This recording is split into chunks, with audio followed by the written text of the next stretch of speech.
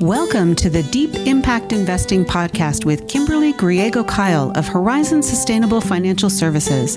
In this podcast, we discuss sustainable impact investing, creating portfolios that match your values, and a variety of other topics such as financial education, social justice, and sustainable food systems. Do you want to know if your investments seek the kind of accountability from corporations that you demand?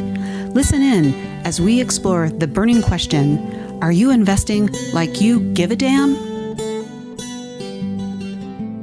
Hello and welcome to Deep Impact Investing with Kimberly Griego-Kiel from Horizon Sustainable Financial Services. Kim, how are you today? I'm doing pretty good. It's April. It is. We are partway into spring. I'm so excited because It's a whole lot warmer today than it was yesterday, and I'm just looking for some sunshine. That's all. Right. I know. Me too. You know, I just came back from some sunshine with my mom. So that's right. That was a great trip. And of course, it's insanely windy in New Mexico, like it is every spring. And we've got 4 fires burning already. Oh, can you believe it? No. Gee, yeah.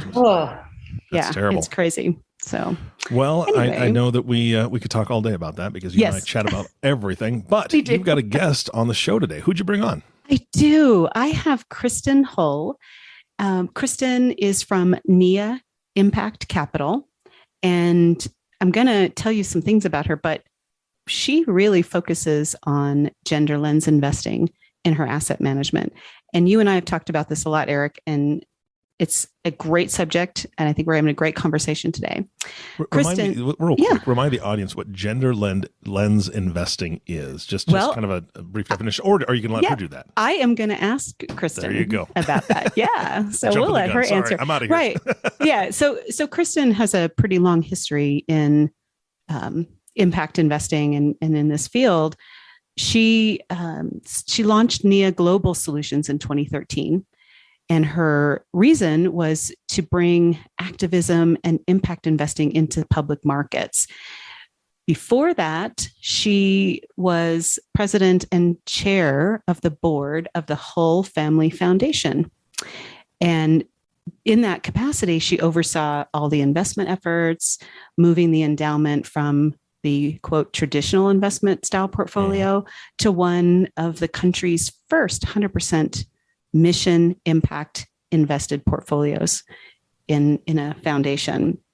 So Kristin, she's got quite a list of achievements, but one thing I wanted to mention about Kristin, she was a educator in the classroom before becoming a asset manager. And I just think that is amazing and probably helped a lot in her work that she's doing now. So Kristin, thank you so much for joining me. We've been trying to make this happen for a while, so glad to have you today. Hello, Kim, and thank you so much for having me. Yes, for all the reasons it took us a while to coordinate, and I'm so happy to be here discussing one of my favorite topics with an impact expert as yourself. Yeah, thank you. So let's just jump right in. And at Nia Impact Capital, your intention really is to change the face of investing and specifically impact investing with your focus on gender lens investing. Also, you look at the inclusion and diversity in leadership, and your goal really here is make huge changes. So where do you begin? Oh, thank you so much for the big question. And there's so many entry points for how to do this work that it isn't, you have to begin here. And then it's not linear, just like our economy isn't linear. We really do need to be thinking about a circular economy. So bringing feminine concepts into the way we think about investing, the way we think about trajectories for companies, the way we think about just the concept that we know that we get the economy that we invest into. And so directing money, our assets, our investment, our retirement funds into the economy that we actually want that will benefit everyone. So inclusive, sustainable, just, that's even just part of bringing a gender lens. Of course, me as a white woman, that I am thinking that way. I'm also thinking just what are the things that we've overlooked for being an asset manager? You may know this, although maybe not all of your listeners will know that women and people of color combined make up just 1% of all of the assets managed, so 70 to 80 trillion dollars. And so what does that mean when those seats are not at the table? And what would it mean to be more inclusive about who is making our investment decisions? So that's part of what we're up to at Nia. That statistic is not surprising, but also rather alarming about how little capital is in the hands of women and minorities.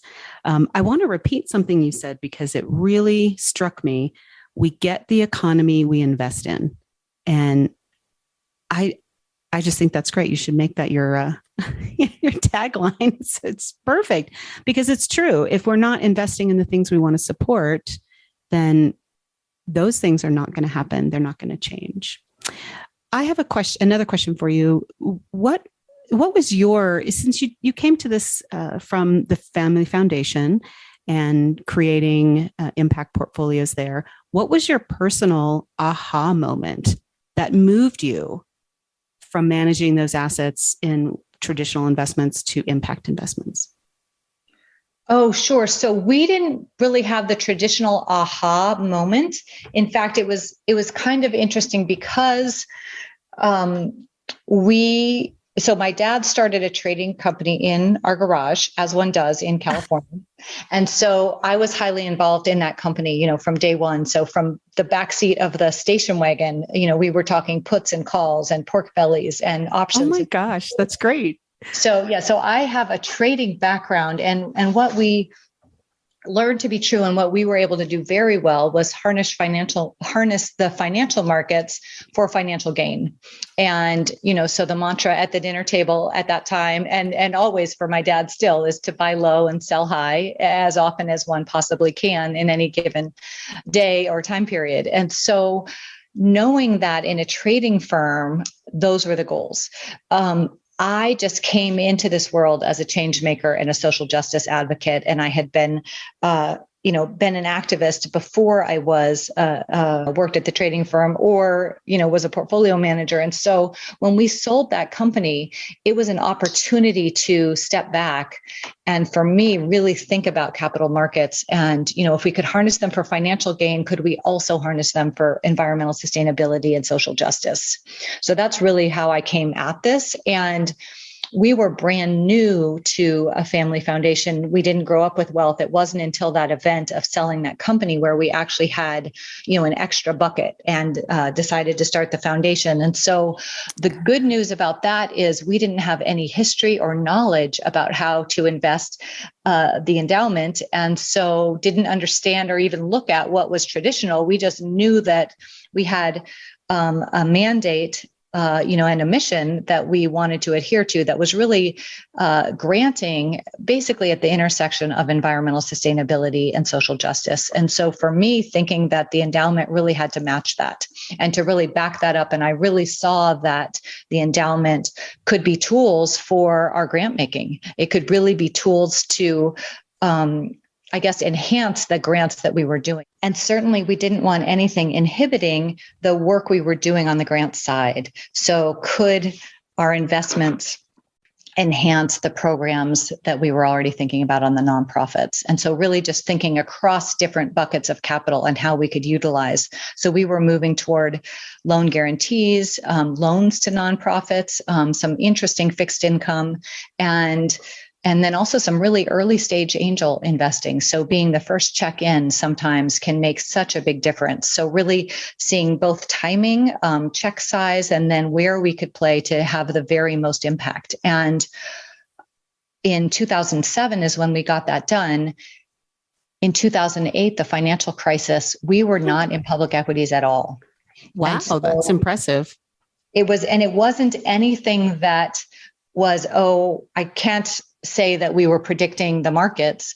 It was more that I hadn't found anything in public equities that fit our values, and we were having such incredible impact. And then we also had the liquidity we needed through investing in local banks and CDFIs. So it wasn't until I got asked by many to come speak to family offices, foundations, nonprofits, groups that had endowments because they had been watching. And of course, in 2007, it was brand new. In 2008, when we were up 2% and foundations were down about 28% nationwide, this became more interesting to people.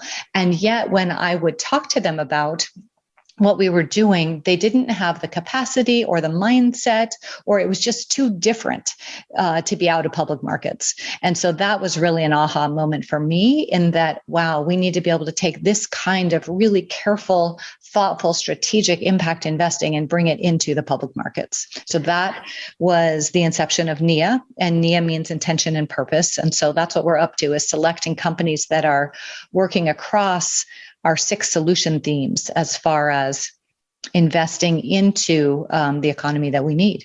That's amazing, Kristin. I think this is a phenomenal start for your family foundation, and just coming at it from the perspective of how can we change what's been happening and make this better, which is what it sounds like you were doing, is, I think, an unusual step for any initial foundation. So I'm not surprised you were asked to speak and talk about what you were doing in order to share that. I would like to talk about your focus on gender lens investing. It is certainly a passion of ours at Horizons Sustainable Financial Services, and many of our clients. I recently had a new client who said, "Can we do gender lens investing?" And of course, you popped into my head, and I said, "Of course we can." So let's talk about that. Tell me what your definition of gender lens investing is. Sure. So it's varied, and it really is just bringing the concept that we're investing for everyone, or that we are investing for benefits to women and girls, which I would argue really just bring balance to our world and our economy. And there's often actually an opportunity for alpha, because a lot of times women and girls have been overlooked. And so particularly when it comes to healthcare solutions, there's definitely some opportunity.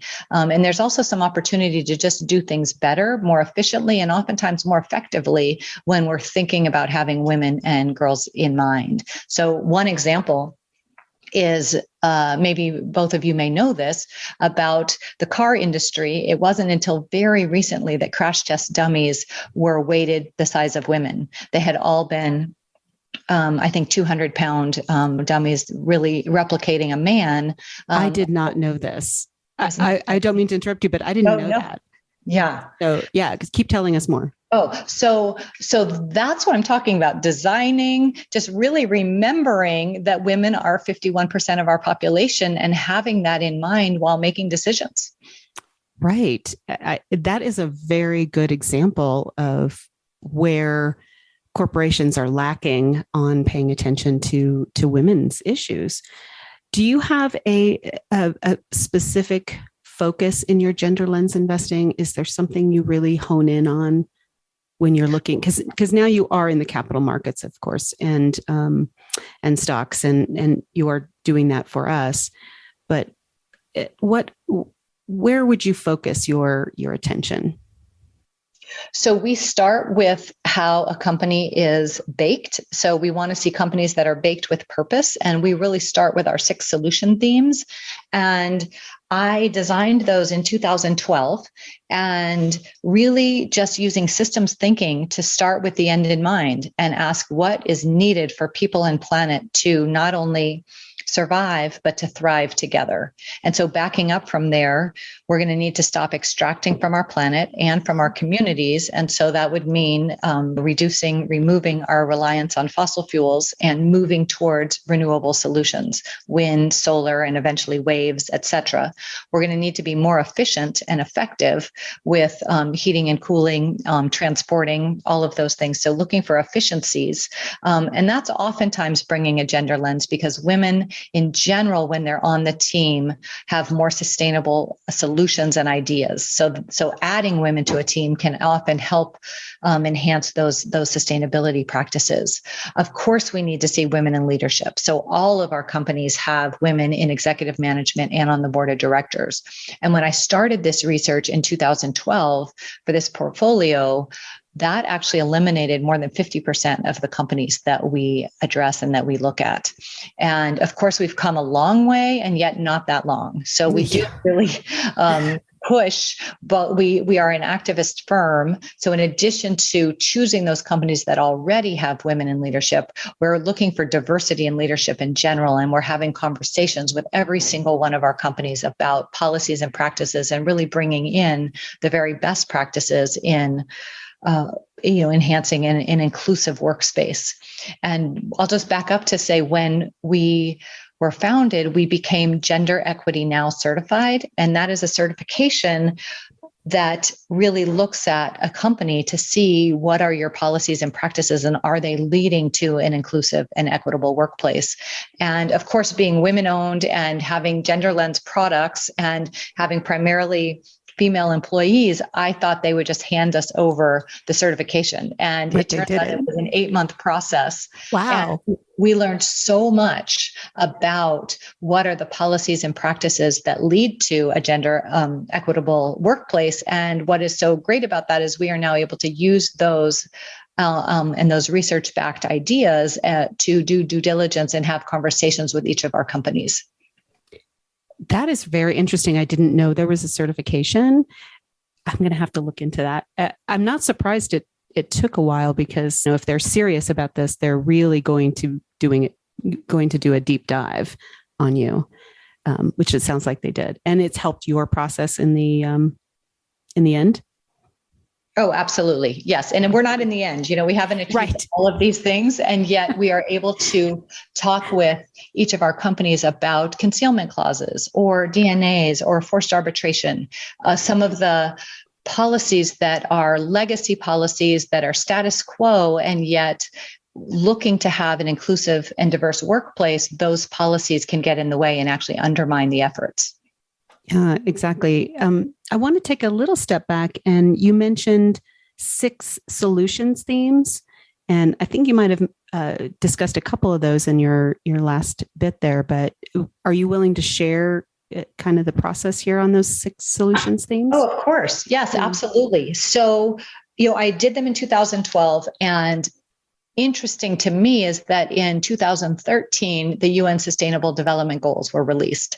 And while I wasn't at their table and they weren't working with me on mine, clearly we had studied the same systems thinking. So while I have wrapped up the solutions needed for people and planet into 6 comprehensive themes, they spread them across 17, and yet they're so interrelated. And I didn't actually put women and girls into our themes. I just weave that throughout our entire process at Nia. They have specific investing in women and girls as part of the UN Sustainable Development Goals. But at any rate, they're very, very similar. So I did talk about sustainable planet, renewable energies, sustainable and affordable and ecologically minded transportation. So we really think about what needs to be transported where and what is the best method to do that. And then also, can we think about not transporting things? Can we have companies that are focusing on using local resources and then also selling to or working with local communities? And how does that reduce needs for transportation and maybe even build into community? Another one is healthcare.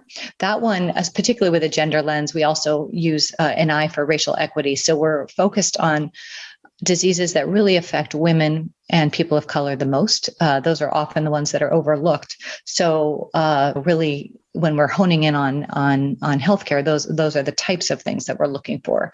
We also are interested in, of course, education and communications. And can we find those things in public equities? That isn't always true across the board. And so in those cases, we look within each of our companies to see what are they doing for education, either for their workers, their staff, their employees, and or in the community. And how are they thinking about enhancing people's lives through education? I really like your approach on all of this, and I'm wondering if the social justice push we've seen in the last 5 years has changed the lens that you look at any of your companies when it comes to people of color and women and what's been happening on all of that. So it doesn't change the lens we look at because we've been very consistent since inception of, with a strong social justice lens. What it has done is been able to push forward the conversations that we've been trying to have with each of our companies. So for example, when the George Floyd incidents happened in 2020, we already had relationships and queued up more conversations, and we were able to ask our companies, what were they doing for Black Lives Matter? What were they doing to show that? Did they have their CEO make a statement? Was it substantive? Had they made commitments? If so, what were the commitments and what were they working on within their own companies and then also out in the community? And so also watching political giving. So we're of course, wanting our companies to work well within the political system. And yet, if they are giving to candidates that are not, or that are anti-voting rights, that could be problematic. Or if they're anti-gender rights, then we're in trouble there. So really making sure that the companies are aligned with their own products and services and with their own missions and their political giving. So that's something that I'd say is more up now as the economy and our political space has gotten so polarized. That's something we need to watch for more. You're absolutely right. And as you were talking about that, I was thinking, what would be your options in some of these states that are now coming up with anti-trans bills, the anti-abortion bills, making it so much more restrictive? How would you say we as investors should be approaching? One thing that's a topic of conversation in our investment committees is, can we continue to invest in, and actually we don't have any companies headquartered in Texas at this time, but does that make sense to have that when it's not a female friendly, or actually, I don't know who it's friendly state. I'm not sure who it's friendly to either. Right. So those are the types of questions that we then ask our companies and say, if you have any operations happening in some of these states, what are your plans? And we'll ask them, what are your plans, particularly if, Roe v. Wade, is overturned. How are you thinking about recruiting, retaining top talent when it comes to women, when the state and your surroundings aren't working for women? So those are, we get the companies thinking. We definitely stay in dialogue with them. What we have really noticed is that change does happen one conversation at a time. And so we are here to have those conversations. That is exactly correct. It does happen one conversation at a time. And we've discovered that over the past couple of decades. You have a lot of conversations with your companies, get them into dialogue, talk about what they're doing right, what they're not doing right. Are you also filing shareholder resolutions, or are you mainly focusing on the dialogue? We file. We do use that tool. So in my ideal world, the conversations are win-win, and that they are really seeing the policies and practices that we're asking for as really something that will enhance their bottom line, their multiple bottom lines. And when those conversations are moving in a pace that we believe they're actually working on these issues, then we just keep it at a dialogue. In fact, we're just about to send out our spring notifications asking for conversations just to check in on our last dialogues. When we feel that the conversations aren't as constructive or moving as quickly as they could or should be, then we do resort to the shareholder resolution, and we're quite strategic about that. And we've won some significant progress, made some significant, gotten some great voting outcomes from some of our resolutions. Would you share one of those with us? Oh, sure. So before, I think in 2019, before the Black Lives Matter had really exploded across the country, we were at a small company called Fortinet, which is a cybersecurity company, and they didn't have any issues at all. And yet we were concerned that they weren't checking their diversity, that they weren't working towards it, that they didn't have a plan to enhance it. And of course, all tech firms have this issue. They're not alone in that. And yet we asked for diversity reporting, and the SEC allowed us to have that resolution. We won that at over 70% before these big issues had gone across the country. We also won Brown and Diversity Report at IBM at over 94%.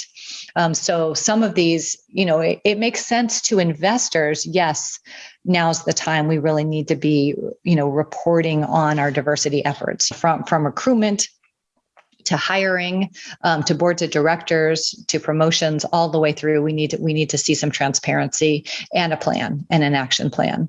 And then others, we're also filing on forced arbitration, because forced arbitration in employee contracts is associated with both sexual harassment and racial discrimination. So we've had some successful resolutions there.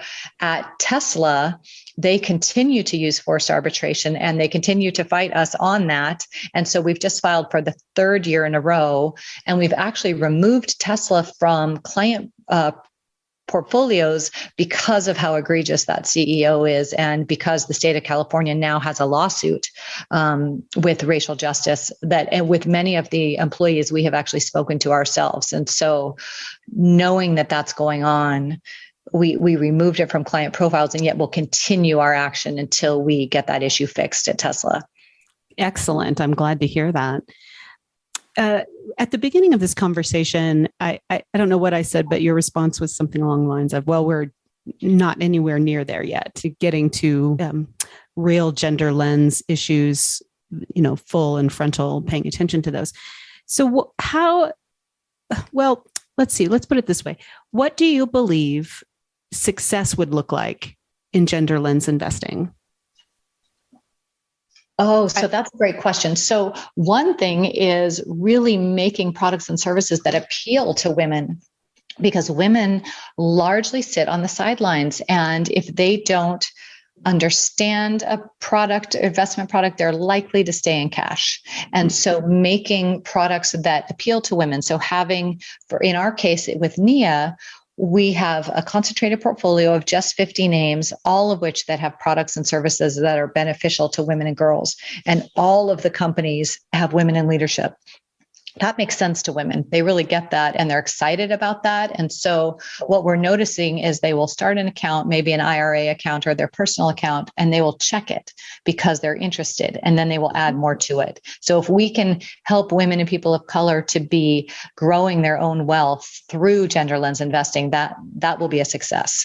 I would say the more that it becomes a norm or a standard that a certain percentage of women are in executive leadership or on the board, I would say it should be 51%, because we are 51% of the population. That's what makes sense to me. Similarly, on other diversity metrics, really pairing so that we have equal representation, that enhances companies. Some of the best products have come from inclusive and innovative teams that are diverse. And so I think there's actually some research that diverse teams make better decisions up to 87% of the time. So to the extent that gender lens investing leads to better organization within companies, more efficient, more effective, and more sustainable companies, then that will be a success as well. Those are very good points. And I did read that same piece of information on how companies that are more diverse, both with women and minorities, do perform better in the long run. I did read that as well. So it's true. Well, I have really appreciated this conversation. A couple of things I want to say. Full disclosure, I have Nia's portfolio in my retirement account, just so we can let people know that. But also, is there anything you'd like to say more about the firm or yourself before we end this conversation today? Let's see. Well, we are excited that we are launching a mutual fund very soon. So really looking to democratize access to this type of investing. So that is really exciting for us.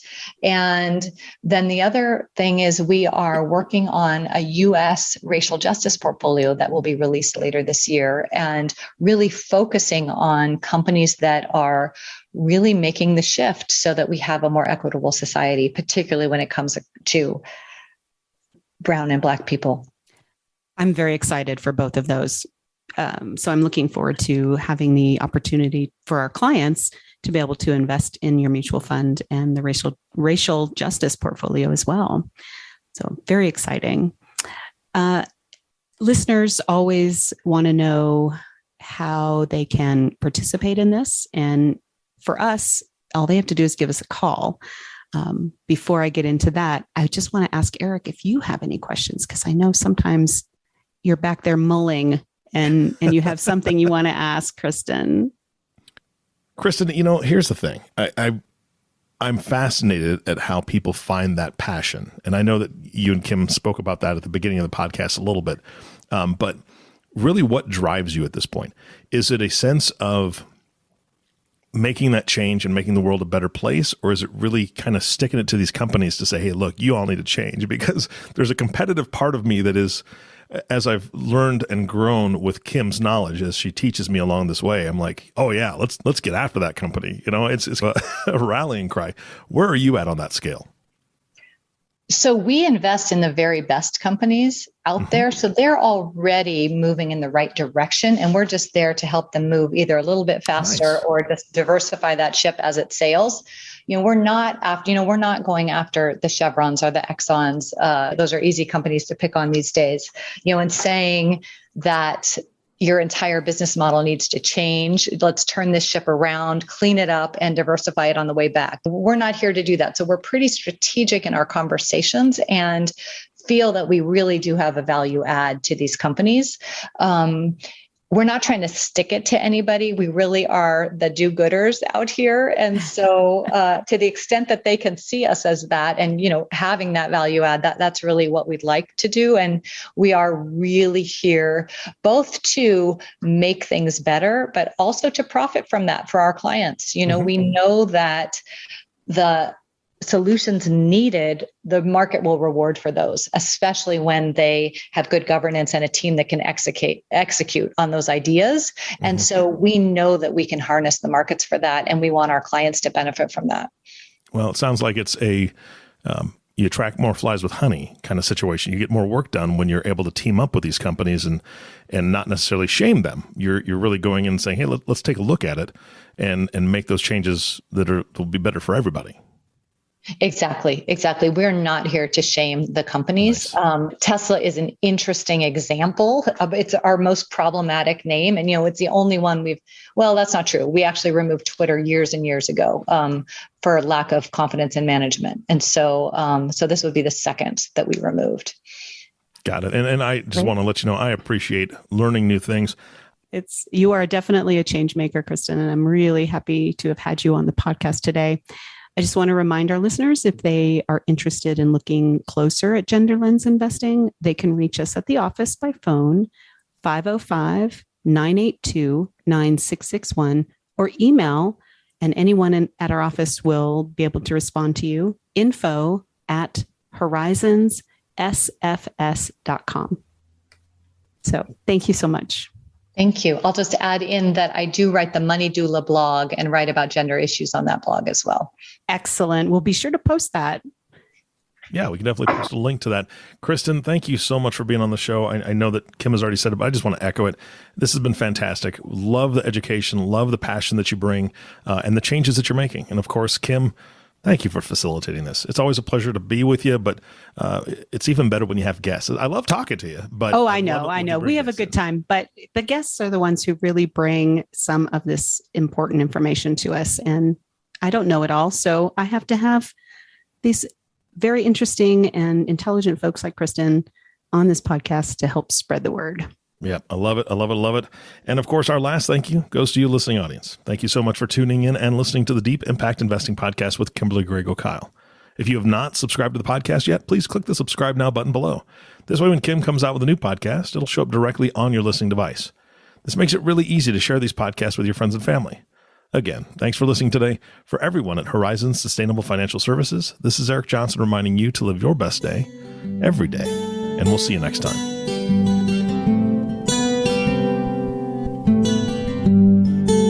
Thank you for listening to Deep Impact Investing, the sustainable, responsible impact investing podcast that shows you how to invest like you give a damn.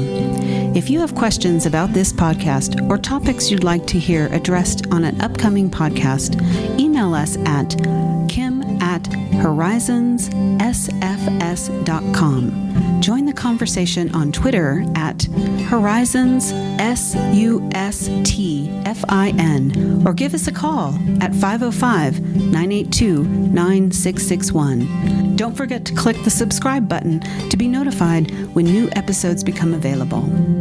The companies we may speak about during our podcast are not recommendations for investment. Only you and your financial advisor can determine what the right investments are for you. Horizon Sustainable Financial Services, Inc. and its financial professionals do not render tax or legal advice.